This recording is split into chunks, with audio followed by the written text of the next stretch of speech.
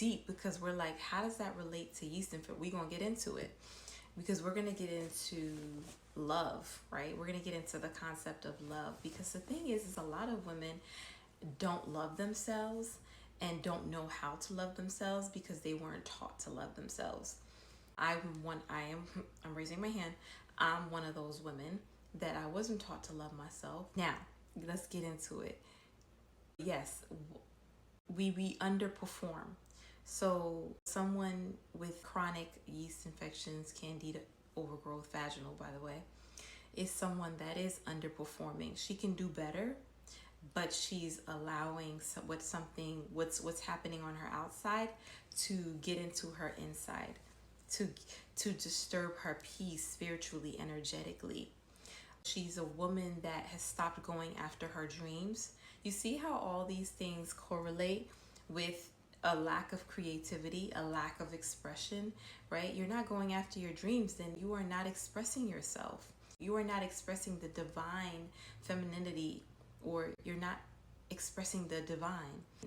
Things that are uplifting for you are going to uplift others, but you're not doing that.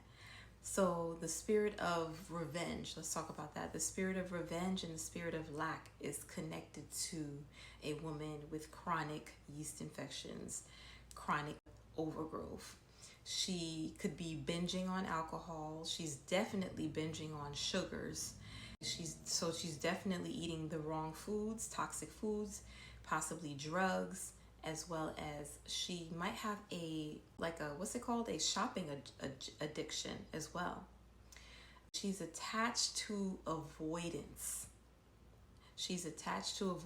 And you may not get yeast infection every month, but to consistently get this yeast infection more than once a year, it's excessive, because you should have a balance within your microbiome. There should be a colony. There should be a mixture of different communities within your microbiome, where it creates balance within your womb. But if that's not happening, let's get into why.